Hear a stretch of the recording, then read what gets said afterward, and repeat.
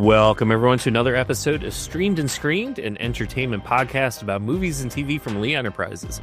I'm Terry Lipschutz, managing editor of the National Newsroom at Lee, and co-host of the program with Bruce Miller, editor of the Sioux City Journal and a longtime entertainment reporter.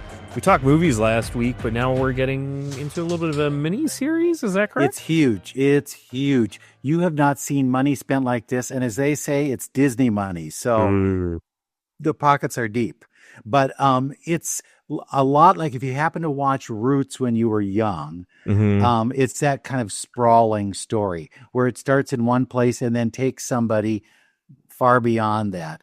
It's based on a best-selling novel, Washington Black, and it follows an 11-year-old boy from Barbados where he's a slave to Virginia, to Nova Scotia. I mean, it's all over the map. And they actually went to all the places, or the places that would approximate it. So it's not just on a soundstage, but it does have a look.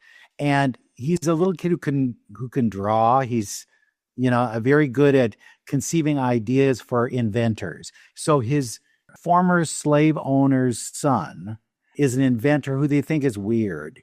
And it's played by Tom Ellis, if you remember him from Lucifer. And he's this inventor who makes flying machines and all sorts of stuff. And so the little boy kind of is under his wing, and he says, we need to go somewhere else because his brother is trying to do something bad to the kid. And so they go to Virginia, and then the journey begins. And it's unbelievable. I mean, it's unlike anything I've seen in recent years for scope. It's an 8-part miniseries or limited series, and it stars, oddly enough, Sterling K. Brown. Sterling K. Brown is not Washington Black. In fact, he's not even the top 3 characters. He's in it because he's producing it. And they said, we'd like to have you, and we need a name. We really could use a name in this. And he says, well, what do you want me to do? But I'm not going to be Washington Black. Oh, no, they said, we don't want that. In fact, they hired 2 people to play the role of Washington Black because they have those young years and then they have the adult years. I asked, how did they bring the 2 together? And they said they actually had the 2 actors work together. And so they could find kind of commonality among themselves or between themselves. And they would have little things that they would do. So if you're watching it, look and see if you see some gestures, some other kind of aspects that stand out. But I thought one of the ones we'd listen to is the younger Washington Black. He's played by Eddie Karanja. He's lots of fun. And you'll hear about him talking about drawing and riding on all of the interesting, I said it was like chitty chitty bang bang vehicles that they've got because they fly in the air and do all these things. But here's Eddie. I think you'd like him. Eddie, do you draw? No, I mean yes, but not to the level of Wash. So it's the same way with your counterpart where he said he couldn't draw either. So it is just a matter of putting a line on the end and you say, I'm done with the picture. That's it, right? Yeah. Did you work together at all? Did you try and find some common ground where you go, okay, people will recognize that this is the younger version of the other Wash, or how did you do that? Yeah, I mean, we definitely had conversations about the character and about subtle things we wanted to add to it. Yeah. And working with Tom, how wild is he? Tom is electric, just pure greatness on screen, in real life, everywhere. So when you get in those machines, all those kind of weird things that they've created, are you freaked? Do you say, oh no, something's going to go wrong with this machine? Or what is it? Will it move? What is that like? It's a lot of wows. It's a lot of wow. It's such a weird spot to be, but such an excitingly strange place to be. You know what I mean? Yeah. What did this remind you of when you read it? Was there a book that you said, this is a lot like this, or this is a lot like that? I don't have anything near the show that I could relate it to because of even the fact that it's told from the eyes of this young boy. can't really think of any other show that really does it in this way, and also with like science being the lens. I couldn't think of anything, so it's just it's such an excitingly new thing. What is that responsibility like?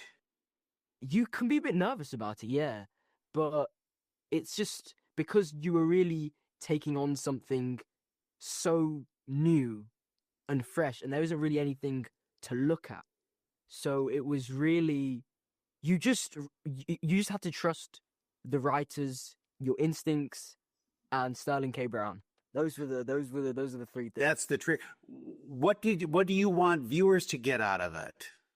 I want viewers, no matter who you are, really to know that, this story is inspiring. It's about love and the pursuit of adventure and science continuing to thrive in a world full of torment and pain. So what age did you say, I really want to be an actor? Because you've been working a while. Yeah. I've been blessed to really be working for a long time and had some fun doing a lot of different things. It was really at age 8 that I had started to audition for theatre, and I was like, I really want to do this because I love being on stage. And then it really transformed into screen. I think I've really found, film and theatre to both be mediums where I'm comfortable in expressing myself. And as a young man, I really think that's really beneficial. To me, this looks like it would be very easy to feel like you're in that world because all of the trappings are so great. Is that true? Yeah, there was never a block between me and the character and the world. As soon as I was there on set filming, I sort of immersed myself into the world. It looks like there's a lot of action too. Do you like that kind of stuff? Do you thrive on that? Yeah, I mean, I really loved it. I loved it so much. It felt like there was so many days that I was in a harness, I'd say, on the show. And that was always exciting, trying new things, going up in there, whether you're going up, whether you're, moving around. It's always exciting.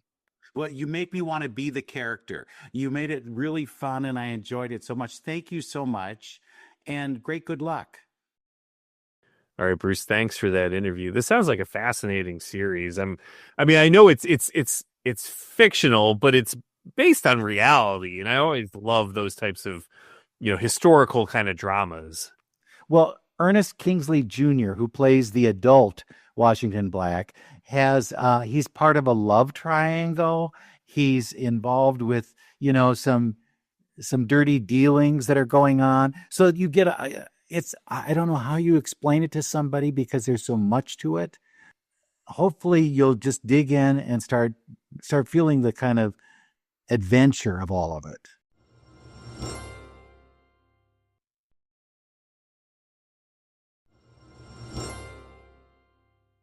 You mentioned Roots, which I remember that coming out, but I never watched it because I was a little too young for it. And I guess I can go back and find it. It's probably streaming somewhere where you can rent it, but it's because it was a TV series. There is not as easy to, you can't quite get to it as easily as film sometimes, but like 12 Years a Slave, they're such a dramatic film and such strong storytelling.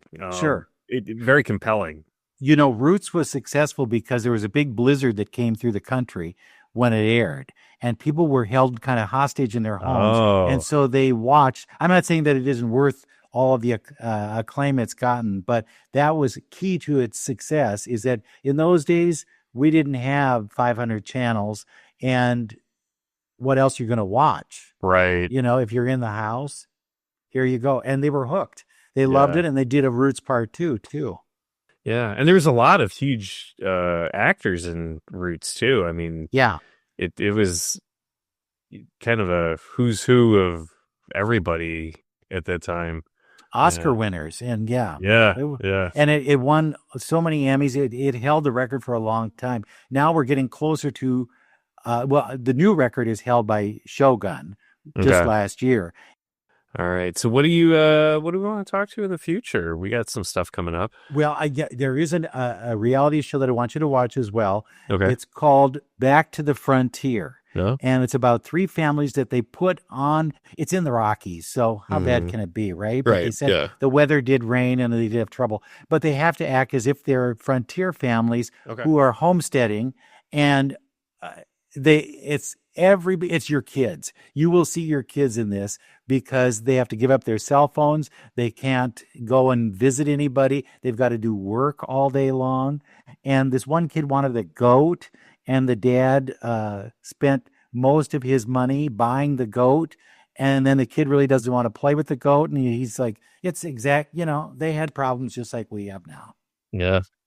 Moms have to make the food. They said you'd start at early morning and make a meal all day long. So that's coming up. And then you were just at Disney World, and I have not been there in a while, and I want to hear all. So maybe we can have a Disney World time. I think we should do that. We can talk Disney. We can talk Disney World.